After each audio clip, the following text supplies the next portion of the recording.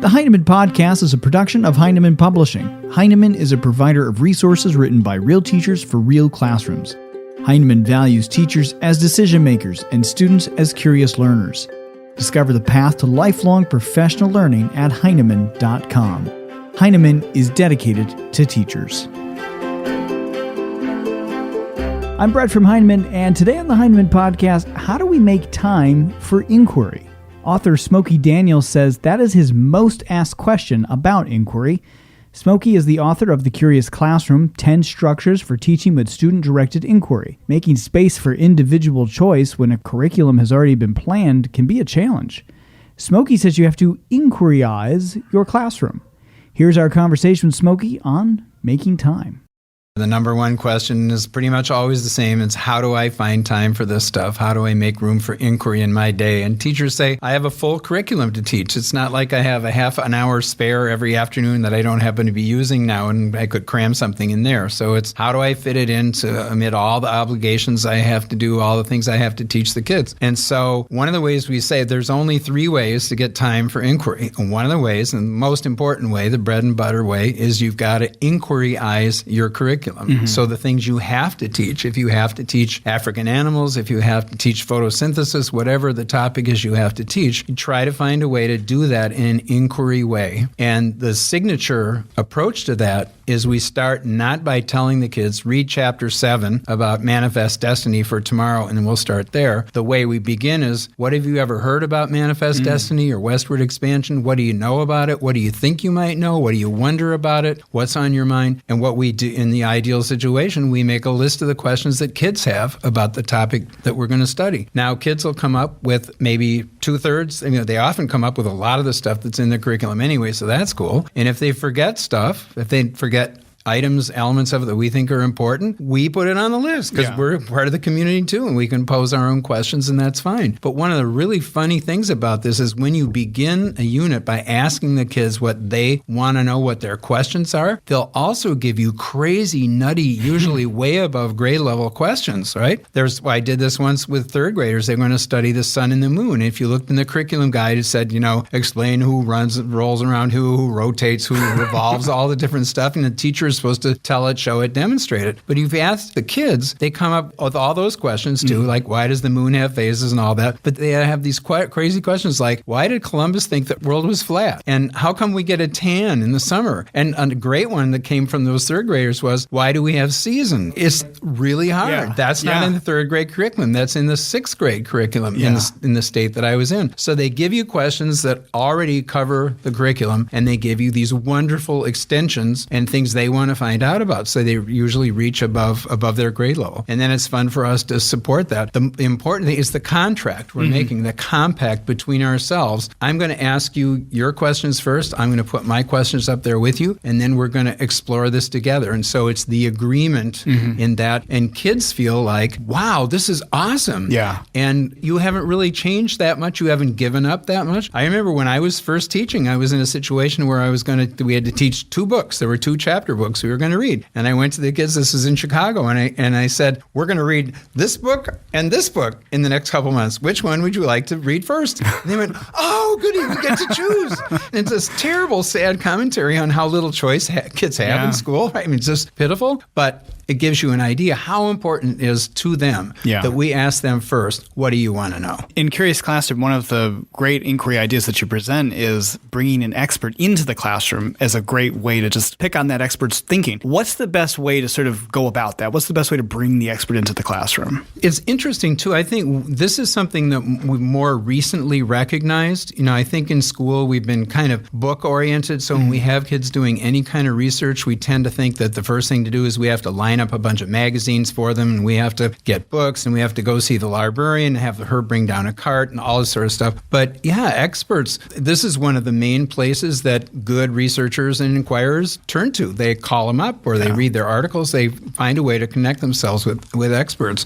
And so in school, we can do that. We can do that very same thing. And it's something in a lot of the inquiry projects in schools that I work with, the teachers make this one of the required pieces. Like you have to read, at least on an article or two, you have to do various things, and you have to talk to an expert. And then it becomes our responsibility to help connect kids with an expert. I'm reminded of my own 6th grade class back in Santa Fe, and there was a girl in there called Christy, and she wanted to be a fashion designer. And nobody else in the room was interested, and nobody knew anything. But my daughter, who was also interested, tracked down a fashion designer, and I have this great picture of Christy sitting in the classroom, and I just gave her my phone, which when I was growing up as a teacher, you couldn't do, you never would do. Now it's totally routine. They have their own phones. And so she's interviewing this fashion designer on the phone. Oh, wow. And that was how she was doing a big piece of her project. Just a funny story. She ended up designing a Halloween costume for an adult in the community who went to the ball, the Halloween ball, and won the prize for best costume. And then Christy got several commissions from women around town to make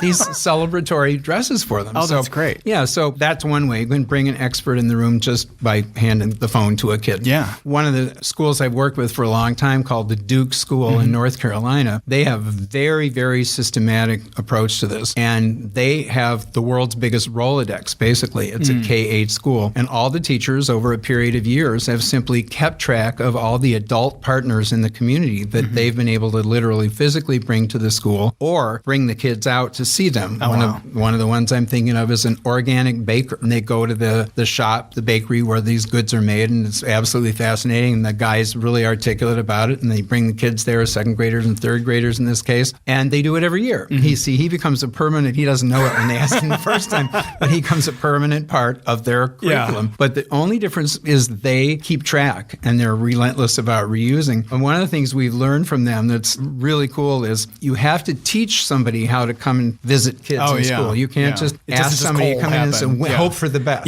You know, it really doesn't always work that way.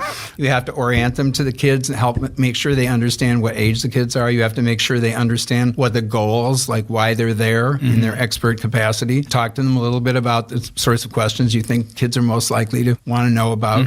And then you can make that work. And so one of the big thing they really discovered is just be systematic and planful and orderly, keep track of all these people and use them as many times as you can. What about on the flip side of that with the students? Is there a good way to sort of get the students prepared for the expert coming in, or even just sort of getting ready for the day itself? One of the things we do is we have kids, when we know we have an expert we're really interested in. I'm thinking of one that was used by a school. They brought in an expert, and he was brought in via Skype. So this one wasn't physically there. But he was a theater director, and they were in the middle of a project to start a theater company and put on one performance. And it was actually a project about running a business. Oh, wow. I mean, it was an arts project, but the background of it, the curricular goal of it was to help kids understand all the ingredients that went together in starting a business. So they found this guy who was somebody's nephew who lived in Miami, and they said, will you come on Skype and tell us, because he's running this, he's producing plays, he's running a theater, he's doing the business end of an arts business. So before they had him come on, the kids had to make an interview protocol. They had to ask a list. What would be the most important questions for us to ask of this guy, Michael, this wonderful volunteer, Michael? And different kids were already in different committees. So there was a tickets committee, there was a refreshments committee, there was an artistic committee, there was a, AV committee. Oh, wow. And so each of the kids got in their groups for that particular role they had in the production, and they made up questions, and then they had them written down in front of them when Michael came on Skype. And they went in kind of orderly way around the room and say, the tickets committee has a couple questions for you, Michael. How do you do that? How do you price your tickets? How do you distribute and so forth? There's so many examples, and it's one of those things I think it's coming more and more into schools now because we're realizing how easy it really is, and we can do it not only with physical bodies. Oh, one last story I have to tell you this. So in same school, Carolyn Klein, who's a first grade teacher, gets up in the morning and her husband hasn't finished unloading the dishwasher, and on the counter, among other things, is a great big quart Pyrex measuring cup, and she reaches to put it up on the shelf and it falls right back down and cuts her eyebrow, right through, horizontally through her eyebrow. And she's really tough. If you know Carolyn, she's tough. It's not like she's going to stay home because she's got a cut, right? So she gets a bunch of paper towels, wads them up on her forehead, drives to school. She gets out of her car in school, and the first person who sees her goes, "Oh, honey, you cut your..." I know. So who turns up in the parent drop-off line, the next car in line, is an ER doctor from down the road at the hospital in Durham, North Carolina. And she says, "How does this look, Dr. Lamb?" And he goes and looks at her. He says, "Not good. You're going to have a scar you're not going to like. You really got to get stitches in that." And she goes, "Well, can I come down to the hospital and see you?" And he says, "Well, actually, I'm off today. I'm on my way to the gym." And he said, "But I'll do it here." And the next thing that happens, they're doing it in the classroom in front of the kids. And the principal's behind it. The principal's taking pictures. Now, everybody's horrified by this story. Yeah. Understand me. You don't have to get medical treatment in front of your kids. That's not the way you need to use an expert. But and she let the kids who didn't want to do it run away. They had huge classrooms then. But everybody who ran away came right back when the action started. So anyway, using experts in your classroom. Well, and I think it's fair to say that one of the little secrets about experts is they like to talk about what they're an expert in. You are so right. You can ask, and we've had this happen a million times, you can ask some business executive, some woman or man, CEO, big wheel in town, even if it's a big town, and if somebody's said, "Can you take a meeting Tuesday at 3 o'clock?" It's, "No way, I'm too busy. You're kidding? Maybe 3 months from now." You call them and say, "Will you come and teach our first graders for half an hour?" They go, "Oh, what time do I show up?" They really do. Yeah, people have such a heart for this. We can be bold because we'd be amazed at what people are just delighted to come down and do with the kids. In the last chapter of Curious Classroom, Smokey, you write about learning with partners. What do you mean by that? This profession has been called a cellular profession, which is when we go to work and we go into our own cell, our own classroom, and they're all pretty much alike. And we go in there for 6 hours and we have our way with whatever children are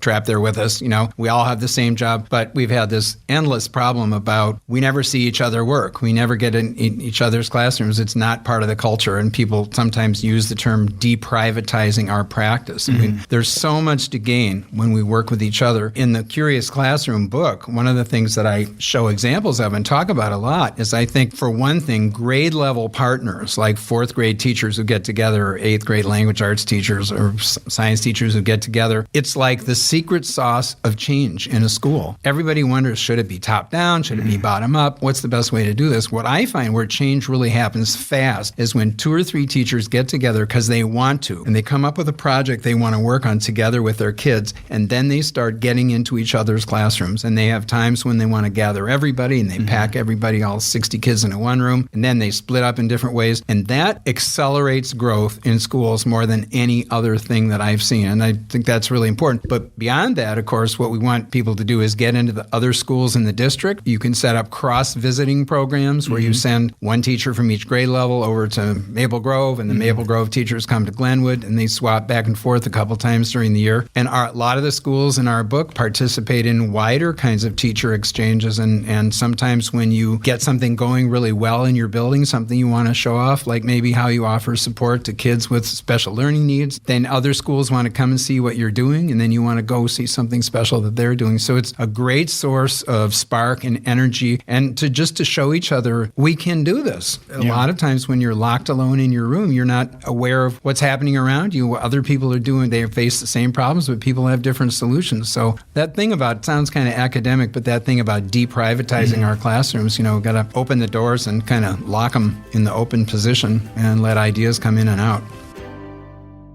My thanks to Smokey Daniels for his time today. Smokey's book, The Curious Classroom, is available now from Heinemann.com, where you can also find more of our conversation with Smokey, download a sample chapter of the book, and check out blogs from The Curious Classroom. Don't forget to follow Smokey on Twitter @SmokeyLit. You can also follow Heinemann on Twitter as well @HeinemannPub, and be sure to follow us on Instagram, Facebook, and our various Facebook groups. We'd love for you to subscribe to the Heinemann Podcast on iTunes or Google Play or wherever it is you follow podcasts.